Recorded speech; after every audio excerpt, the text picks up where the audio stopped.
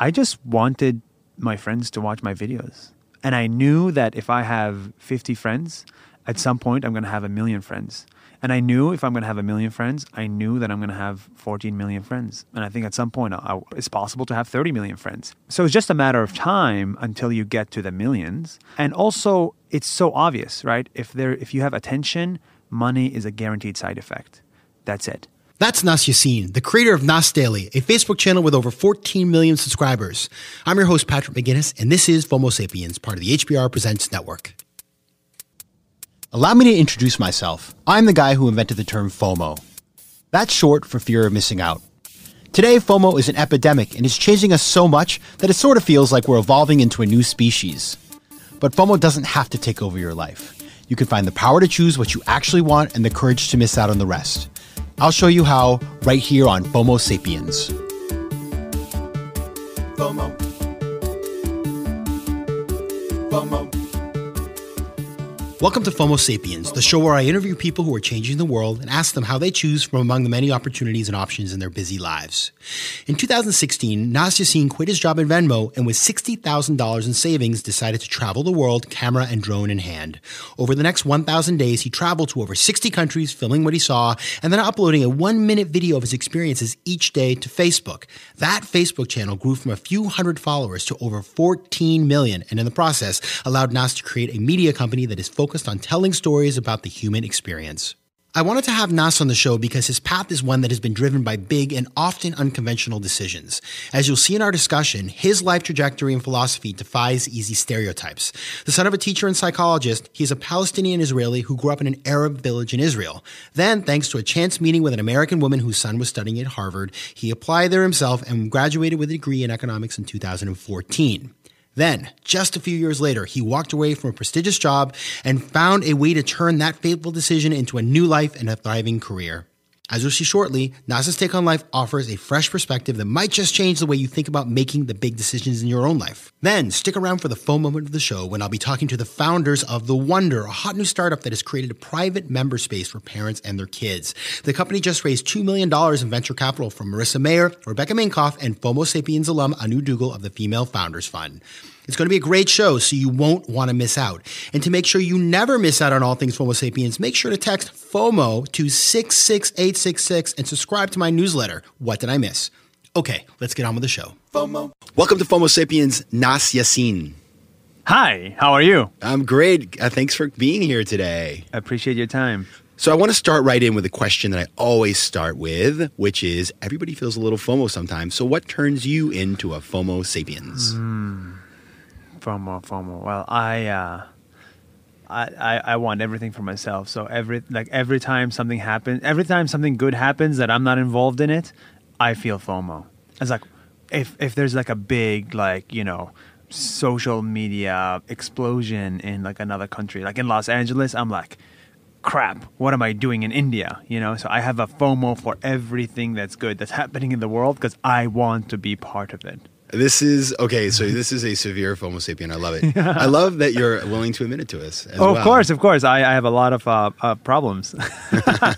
All right. So you wrote this new book, which is called Around the World in 60 Seconds. So what got you started on this journey? Why did you decide to leave the treadmill, quit your job, and do this really incredible journey?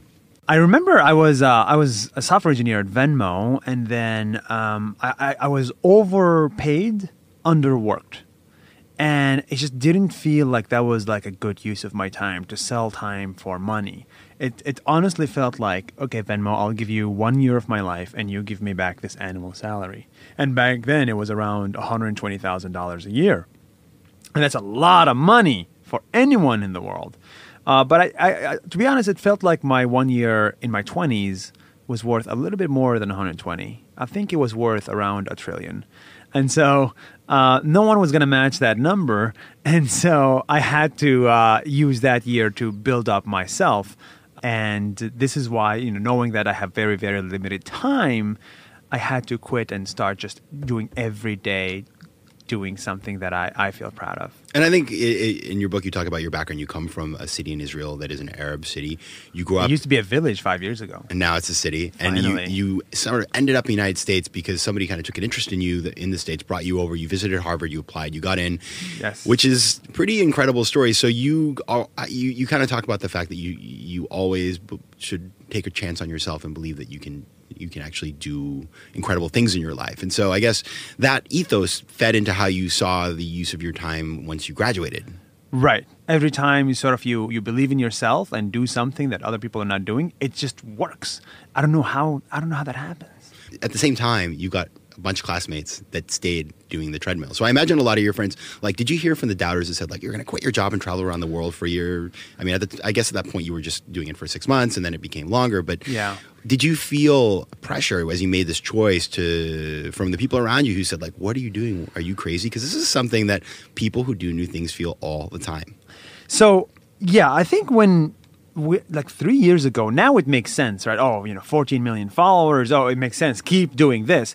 But when you first start doing this, especially when you say, I want to put my videos on Facebook, a place that cannot monetize videos, and I'm going to quit my U.S. visa, I'm going to give up my U.S. visa so I cannot come back to the United States after that, that kind of makes no sense. And not for my parents, not to people at Harvard. And I do have to say, I noticed that there's a lot of at least at Harvard, at least my friends, there's a lot of okay, I need to de-risk my life and do what I know is guaranteed to succeed. And so what's guaranteed to succeed in life is a finance job and a tech job. And this is what I did too. Tech job is guaranteed to succeed, at least financially. And so to be able to take that kind of risk, calculated risk, was in a way news. It was a little bit different, I'd say, to them and to me. Did you think about this like you were an entrepreneur building something? Or when you started out, were you just thinking I'm just going to travel and see what happens? Did you have a business plan in mind? So I didn't have a business plan in mind, but I didn't have a desire to just travel for the sake of it. I don't necessarily like the wanderer travel kind of thing. I don't necessarily I'm just going to walk around the mountains in Ethiopia and see what happens. I do like to have a sense of purpose. There is an end. So traveling is means to an end. My end was I want to meet as many people as possible. I want to create videos of my experiences with them. I didn't have a business monetary sort of purpose in mind because at the end of the day, you think village kids in Israel think about media companies? That's not a career you can think about. That's not something that is a possibility. Fame, it is not a possibility. If anything, notoriety, what is it? Being known for bad things is something possible in my village, but it's not being known for good things. So you only become doctor, lawyer, or software engineer. And so I just wanted my friends to watch my videos. And I knew that if I have 50 friends, at some point I'm going to have 1 million friends. And I knew if I'm going to have 1 million friends, I knew that I'm going to have 14 million friends. And I think at some point it's possible to have 30 million friends. So it's just a matter of time until you get to the millions. And also, it's so obvious, right? If you have attention, money is a guaranteed side effect. That's it. So money was never the goal. I just knew it was going to come for the ride. And so I will be okay financially. But the most important thing is I will find those 30 million people, and I want to tell them about the world. Yeah. And what I think is interesting here is a lot of people take sabbaticals. I took a sabbatical as well for about a year. And what I learned through that experience, and actually in my new book I'm going to write about this, is that sabbaticals can be many different things to many different people. Yeah. One model to do it, and I see this a lot of my friends in New York City, is take 6 months off, go to the gym every day, have lots of fun with my friends, go on some trips, come back, find another job. Some other people use it to learn a new skill, to launch a new business, to explore something they've always wanted to explore, but they see it as more than just an opportunity to get in great shape. Right. And I think that it's important to think about that because there are very few opportunities in your life when you can drop everything and try something completely experimental and new. And if you have conditions in your life, you have a family and kids and expenses or sick parents or whatever the things are in your life that get in the way of that flexibility, you can't do it. But you identified, I think, smartly, you had this one period in your life where you knew you could take this risk. And instead of sort of faffing about and having, beach days all the time, you used it as an opportunity to think like an entrepreneur, try something new, and like 3 years later, it's really paid off for you. Yeah. In a way, that was it was all planned. It's planned not to waste a single day. Like, it's funny how it happened. The minute I quit my job, I started working. And I never thought I'd be working harder when I have no job than when I had a job. It's because right now, you kind of, if you stay at the beach for too long, you're going to end up running out of money. You're going to end up with no job, no visa, nothing to show for it other than your college degree. And I didn't want to rely on my college degree. I wanted to rely on something that I built that without my hands wouldn't be created. I guess that's the entrepreneurial spirit. And so that would be the Nas Daily thing. And now that's the only T-shirt I wear now, right? It's like this T-shirt, which is like the Nas Daily T-shirt. And I don't rely on other people's success to wear it. Yes, you know what I mean? I do. Does that make sense? It does. I see you're wearing a FOMO Sapiens T-shirt I am. too. I figured you'd be wearing your T-shirt, so I wore mine. And I totally get that. I was that guy who came out of college, worked at JP Morgan, had the JP Morgan everything. I had the bag, I had the T-shirt, I had all the stuff. And I was so stoked to go to the old high school reunion and throw down the JP Morgan card. Right? It's like, boom, I work at JP Morgan. And Why is that? You know why? I think I think listen, if you are born into a dynastic family and, you have a family name that opens doors for you, you don't need anything else. But Is that your family name? FOMO Sapiens? No. No, I come from a normal American family and I didn't have those things. And so the minute that I was given these brands that I could then stand on top of or behind or wherever it was, it gave me a sense of confidence I didn't have before. Yes. What I learned in the process over the course of my career is those brands can disappear overnight. I was working at AIG. It went, it was a major player in the financial crisis. It became a household name for all the wrong reasons, notorious, as you say. Mm-hmm. And all of a sudden, I didn't want to put that on my resume anymore because it was embarrassing. And people see that all the people who worked at WeWork, who were so excited they worked at WeWork and had the T-shirts. And now it's become a national joke. And so the takeaway I had from this, and it really dovetails with what you're saying, is like the one brand that you can create, control, and own is your own. It's the only one you take with you the rest of your life that you have a say in how it is portrayed. Exactly. And it's such a powerful thing. So whenever somebody throws down the old business card for the big company and, they're suddenly like they act like sort of like, they're the big man on campus or the big woman on campus. I'm always like, you know what? Why don't you invest in the most important brand, which is your brand? Correct. Fully agree. You started out, I think, with like 150 followers. Now you're up to 13 million. 14 million. Yeah. You're going to be 15 million after this thing airs. And so, thank you. And so what I want to know is for anybody, because we all know, everybody, by the way, anybody who's listening who has kids, their kids want to be influencers these days. Like I gave a lecture at a elementary school in Maine. My aunt is a teacher. I'm from Maine. And I asked the kids what they wanted to be. And a full 50% wanted to be YouTube influencers. YouTubers, yeah. Which is a fascinating data point. I'm not going to pass any judgment on it. But people don't realize how hard it is. And so I want you to explain to us, like, say, somebody listening today says, I want to be like Nas, I want to have a huge following. Like, what do you have to do? Is it luck? Is it skill? Like, could anybody just do this? Did your experience as a computer programmer play into, like, how did you do it? I think if a kid comes to me and says, I want to be a YouTuber, a 14-year-old kid, most likely the kid is doing it for the wrong reasons. Most people that want to be YouTubers, I'm not even a YouTuber, Facebookers or content creators, they're doing it for the wrong reasons because they look at YouTube and they see money. They look at YouTube and they see fame. And when you try to seek money or fame, you're doomed to fail. I so truly believe in that because best thing that will happen to you is you'll get 15 minutes of fame and then after that you'll be forgotten just like that because your content doesn't withstand the test of time. So my advice would be, like, if you want to become a Facebooker, I hate the term YouTuber because YouTube has a lot of negative associations in my world. If you want to be a Facebooker, then you have to do it for the right reasons. So why does anyone need to listen to what you have to say? What value do you add to my life? You can add entertainment value, that's fine. But if you can add educational value to my life, you'll be 10 times more interesting. And I believe you'll be 10 times last longer in the world.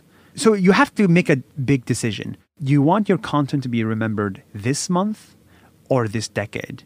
And that should judge what kind of content you want to make. It's a very important point, and one that I think a lot of people have lost touch of these days. Is we're making, and especially brands, thinking about say you've got a brand you're building, and you build your brand, but say you've got a new company. People are making things that last literally a week, right? Because they're so forgettable. They don't really seem particularly genuine. And so if you were to watch that video in 10 years, you'd be like, this means nothing to me. It has nothing. The things that the ads or the content pieces that last, that really play into the human side of life, that are universal in nature. Right. You think about Coca-Cola, I'd like to teach the world to sing. Like, you could run that commercial today and it would still move people. Right. And so I guess what you're saying here, and advice to people who are listening, is as you think about creating content, you want to think about creating things that have a long-term shelf life, that are universal in nature, so that you put it online and it may be 5 years later that it hits and then people discover it. Exactly. And that's okay too. Exactly. It's funny coming from the 1 minute guy, because I'm all about like small, short tidbits. But yeah, I made those videos, and I believe when I'm 90, I'm going to be sitting down with my grandkids and I'm going to be like, yo, kids, you have to watch this. You're going to watch me from day 1 to day 1,000, and the videos and the messages will be as relevant as they were 40, 50, 60 years ago as they are now. Now, when you started doing this Facebook, nobody thought Facebook was controversial. Nowadays, Facebook is up on Capitol Hill all the time. There's a lot of backlash. How does that affect the way you think about your relationship with Facebook and the way you're building your business? So, personally speaking, I'm probably the most biased person you will talk about this with, because I grew up with no voice, right? I grew up as a Muslim Arab in a village in the Middle East in Israel, and it's like nobody cares about what I have to say. And after I went to Harvard, people started listening a little bit more, but at Harvard, nobody cared about what I had to say. And then at work, at Venmo, they didn't care about what I had to say, which is part of the reason why I also had to leave. And I think Facebook helped me find my voice and helped billions of people find their voice. And so I'm a big fan of the mission, which is, everybody knows that. Regarding the recent controversies, I feel like the way humans work is we tend to focus 100% of our praise or 100% of our criticism on the number one. So I would say criticism and praise are not distributed equally. So, for example, the problems that YouTube has with fake news, right? That didn't get nearly as enough attention as the problems with fake news on Facebook. And I'm trying to understand, why does that happen? So in a way, I don't think the problems Facebooks are having now, I don't think it's unique to Facebook. Because when I was 15 years old, I believed aliens exist. And you know why? Because I saw a YouTube video that literally said UFO sighting in Los Angeles, and I believed it. Wait, that didn't happen? You probably saw the same video. So in a way, this is an internet problem, I like to believe. Data is an internet problem. It's not necessarily a Facebook problem. And so I take all this news and media stuff with a little bit of a grain of salt, because at the end of the day, 2.5 billion people still go on Facebook every other day or so. And I want to reach them and tell them about the world. And that's the only thing that matters to me. So you've learned how to harness the good that comes out of social media, but there's lots of things online that don't feel so good, and you put yourself out there in a real way. And I was doing a little research. I found that you live in Singapore now. There was actually a change.org petition out there telling people, asking you not to be allowed to live in Singapore. You saw that? Yeah, I signed it. No, high five, man. I love that. I love your research. So what I want to know is, what do you do about the trolls and all the people online who criticize? Because you're from an Arab community in Israel, which is complicated, obviously, just because of historical and political considerations. You are politically liberal and socially liberal. Yeah. And so I imagine, you put yourself out there. You drank a beer in one country. You have a girlfriend. you have lots of people who are like, that guy is He's a bad. bad guy. And I very rarely troll, but even like but if you troll me, by the way, you'll hurt my feelings. But I will tell you, I read those things and it feels bad. And so how do you deal with the critics online? Because lots of people, they put a business out there or they put an idea out there and they're not prepared for the criticism. So how do you deal with it? So that's a great question. I love your research on this. I mean, look, before Nas Daily, I had two enemies, okay? I had two people that I didn't get along with, and I had, let's say, 20 real friends and two enemies, 10%. And I was cool with it, 10 people or 20 people like me, 2 people hate me, it's okay. But when you start with social media, with every new friend you like, you're still going to make the same enemy. So now I probably have 2 million enemies. And that is a crazy thing to think about. Why do 2 million people hate me? I'm trying my best to be good in this world, to share goodness. And so the answer that I eventually got to is that nobody hates a clown.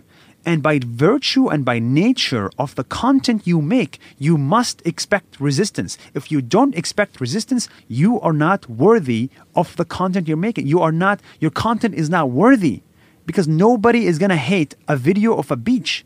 But everybody hates videos that try to affect some change. Now, obviously, I'm not trying to hide my agenda. I have a very nice, wholesome, big agenda, which is, I want people to be as liberal as possible in a way.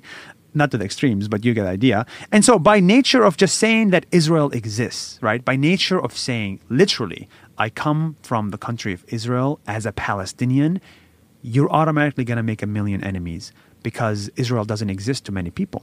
And so imagine going to someone and saying you're from America, and every time you say I'm from America, someone gives you crap for it.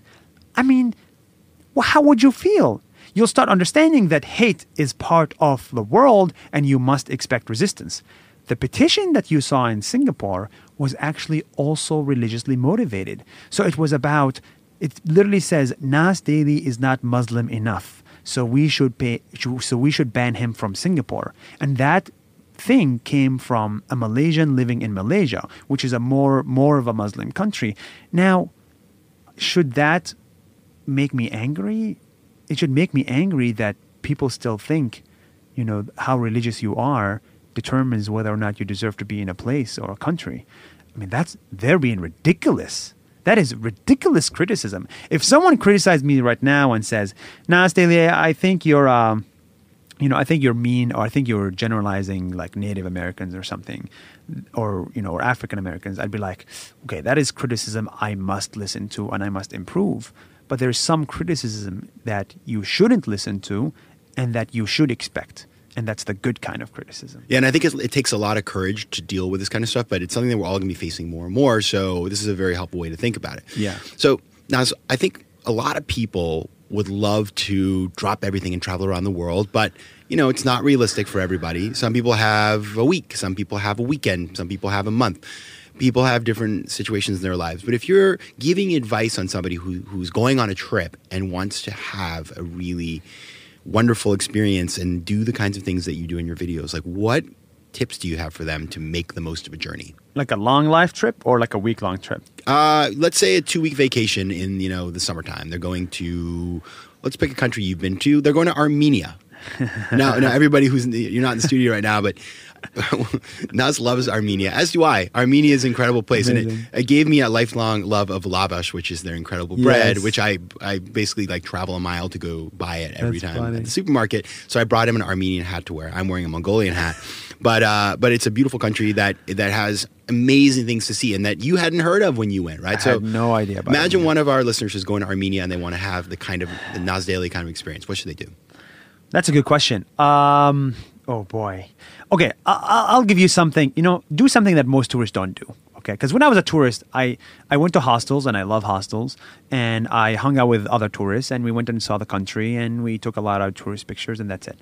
Let's do something a little bit crazy. Okay, go to Armenia, take a picture of you in Armenia, put that picture on a Facebook page called "I'm a Tourist in Armenia," and then take that post and sponsor it for like $50 and make it available to people in Armenia.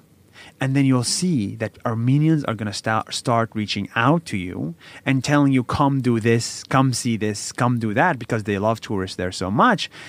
And you'll immediately get a chance to really see the local life by reaching them on their Facebook feed.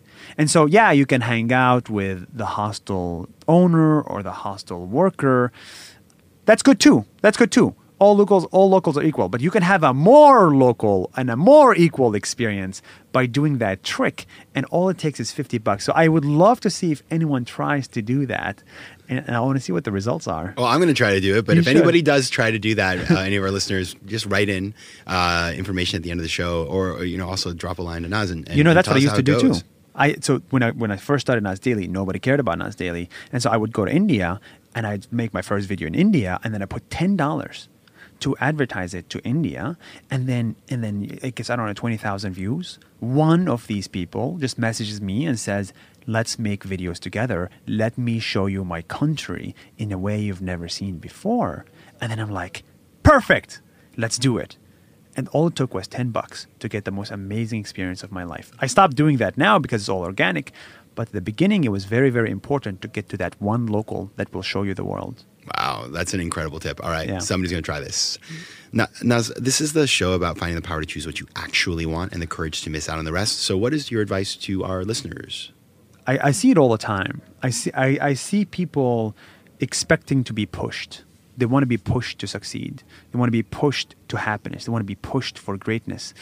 And really, I think people expect there's 4 people behind them pushing them on top of the hill to get to the top.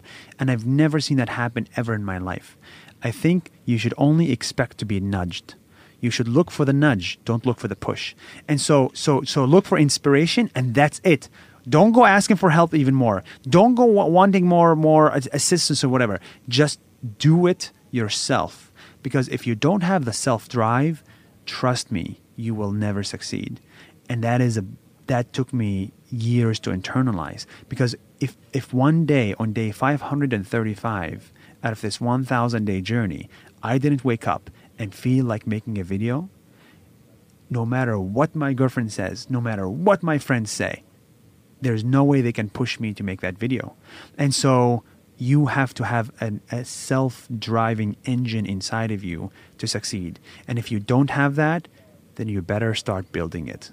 And did you have that when you were working at Venmo, for example? Or was it the kind of thing where, were you always kind of the most motivated guy and you did what you needed to do? Or did something change when you started doing something for yourself?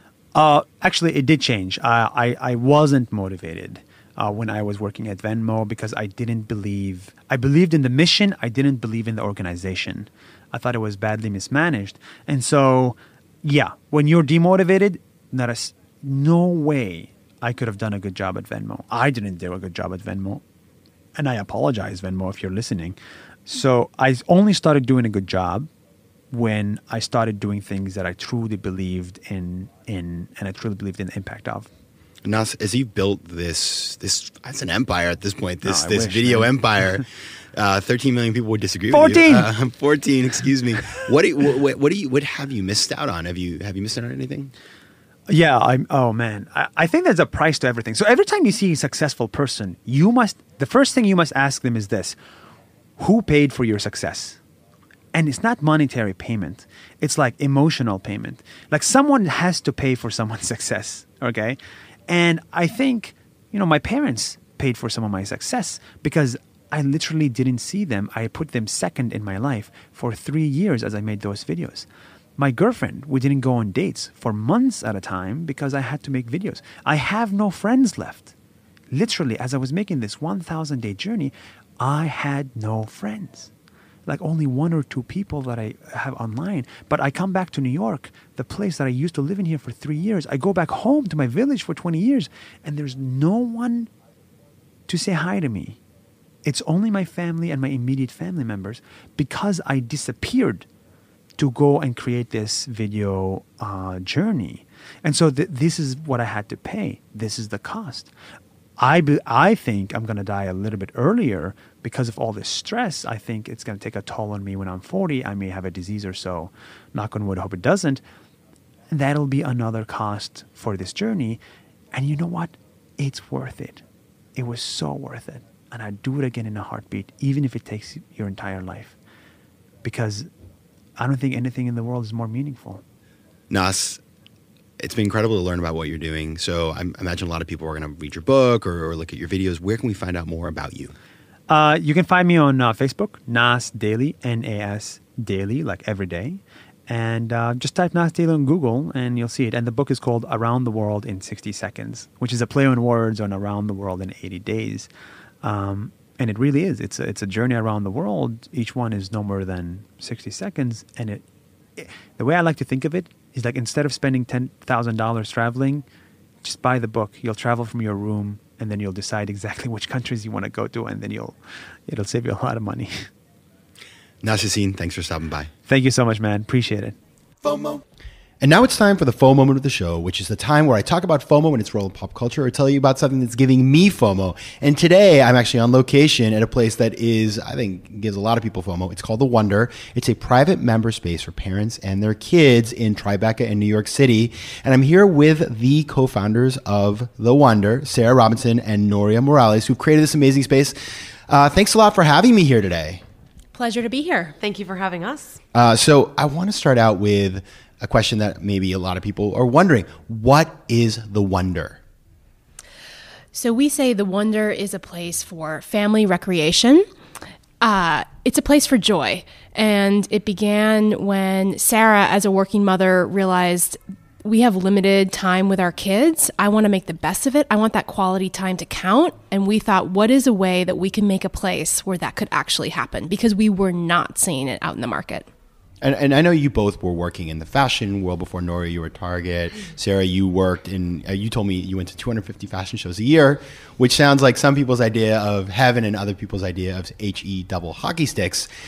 That's you right. are now right. You are now running a business that is it's a real estate play. You have a physical space in New York City. You're going to expand across the country. You have raised $2 million in venture capital from people like Marissa Meyer and Anu Dougal of the Female Founders Fund. So this is a really interesting business. How is that transition from working in fashion in the corporate world to being entrepreneurs that are running this? And by the way, everybody, you might hear in the background some noise.